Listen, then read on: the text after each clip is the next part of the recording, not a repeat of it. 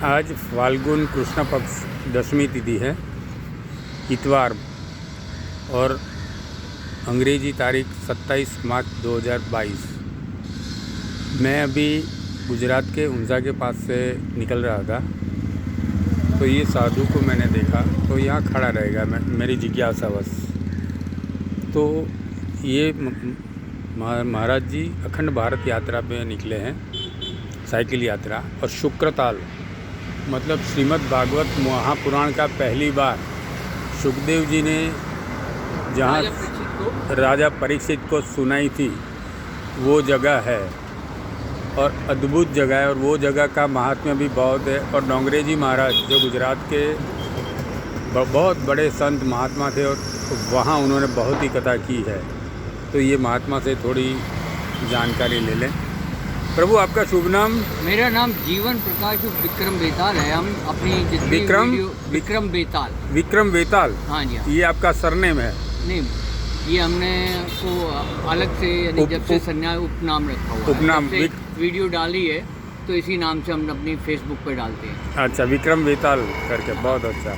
आपकी शारीरिक उम्र क्या होगी? मेरी 72 साल है मेरी उम्र। 72 साल है। और ये साइकिल यात्रा कब चालू किया?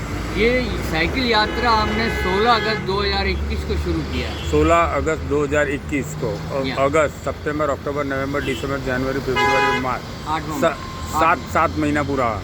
7 महीना 8 कुछ ऊपर हो गए। हाँ।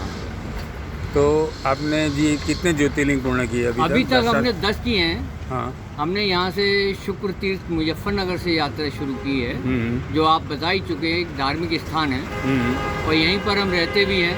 5-6 साल से वहीं रह रहे हैं। वैसे हम दिल्ली के रहने वाले हैं। अच्छा। और हमने ये सबसे पहला जो ज्योतिर्लिंग की दर्शन किए थे वो था देवघर, झारखंड में। झारखंड में देवघर है, झारखंड में। और दृश्मेश्वर महादेव या क्या बोल, उनको बैजनाथ धाम भी बोलते हैं।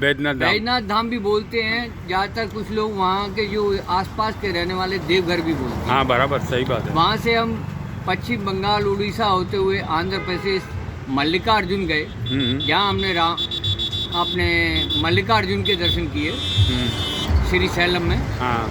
वहाँ से नागेश्वर, वहाँ से हम रामेश्वर गए। हाँ जी। तमिलनाडु में, और धनुष कोटी देखी, जहाँ भगवान राम ने भगवान शिव की पूजा की थी और वो पुल बनाया था, वो भी देखा। वहाँ से हम कन्याकुमारी गए।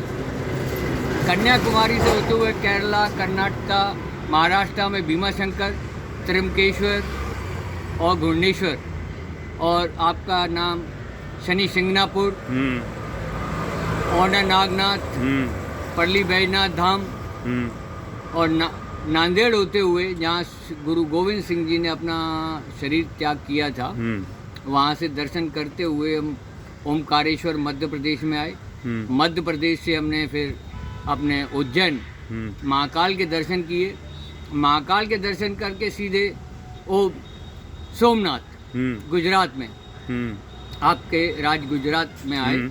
वहाँ से द्वारकाधीश, नागेश्वर, और आपका भेट द्वारका, जो समुद्र के बीच में एक छोटा सा टापू है। हाँ। वहाँ पे भगवान कृष्ण का मंदिर है, बहुत कहते हैं।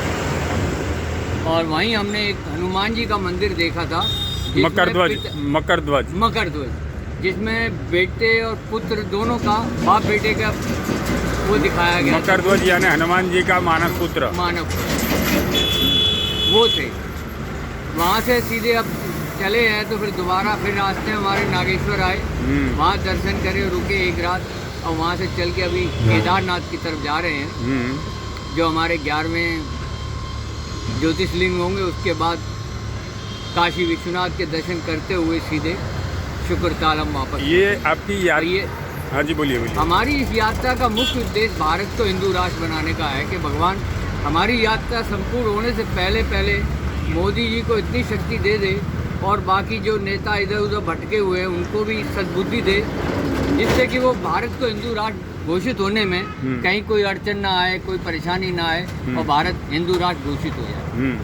भाई, यही हमारी तमन्ना है।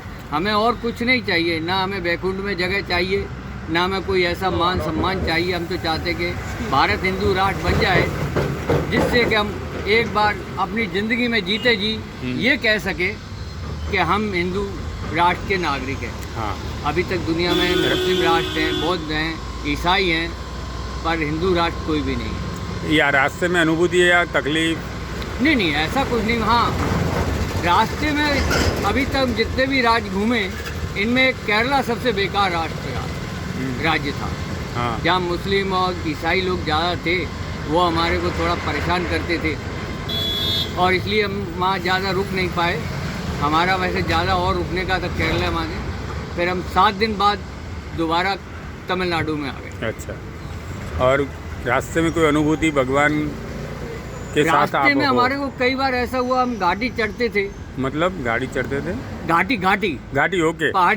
पहाड़ी चढ़ते हैं ना, घाटी जिसको बोलते हैं। सही बात है। हाँ, चढ़ाई चढ़ते हो। खड़ी चढ़ाई होती थी तो वहाँ पर हमें ऐसा लगता था जैसे कोई हमारी साइकिल को पीछे से धक्का दे रहा हो, और हमें पता ही नहीं लगता था वो घाटी कब हम चढ़ जाए। यानी 10 किलोमीटर की, 15 किलोमीटर की, 5 कई बहुत सी घाटियाँ आई जो हमें महसूस ही नहीं हुई कि हम कब चढ़ गए, अब पता ही नहीं लगा।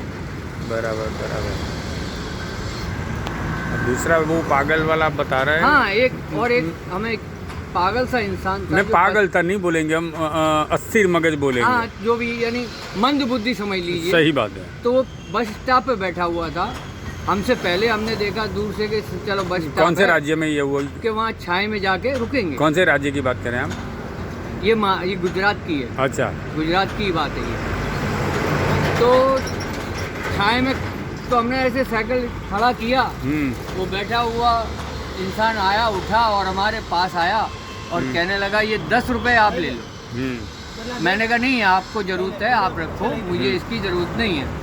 कहला नहीं, 10 रुपये ये आपके लिए है, आप रखो। उनने 3-4 बार कहा तो हमने वो 10 रुपये उसके रख लिए और उस 10 रुपयों को हमने बड़ा संभाल के रखा हुआ है। ये हमारे इसमें है, ये देखिए, ये 10 का नोट का हमारे पास है, बड़ा संभाल के रखा हुआ है।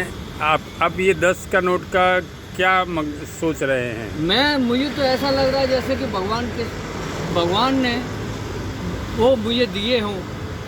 अब ये किस लिए दिए, मेरी धन संपत्ति के तो मुझे ज़रूरत है नहीं, क्योंकि मेरा अब कोई है नहीं। मेरी एक बेटी है, उसकी शादी हो चुकी है, पत्नी भगवान के पास है, मैं अकेला हूँ। मैं एक आत्मीय निवेदन आपसे कर सकता हूँ ये 10 रुपये के बारे में? हाँ जी, बोलिए। जब भी आप केदारनाथ जाइए। जी हाँ। और केदारनाथ में ये जो उन्होंने दिए हैं, हाँ, 10 रुपये जो दिया है, वो द्रव्य रुपये वाली बात नहीं है, भाव की बात है। भाव की बात है। हाँ, मैं भाव से मानता हूँ, पैसे से नहीं मानता। नहीं।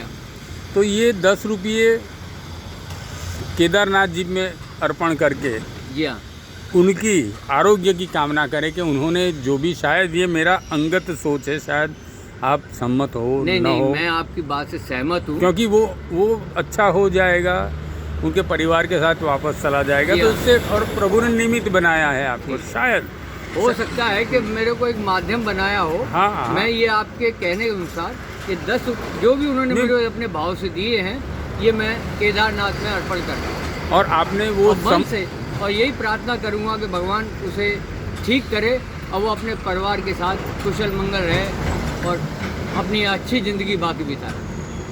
और आपकी भावना की भी मैं कद्र करता हूँ, क्योंकि आपने ये 10 रुपये एकदम संभाल के रखे हुए हैं।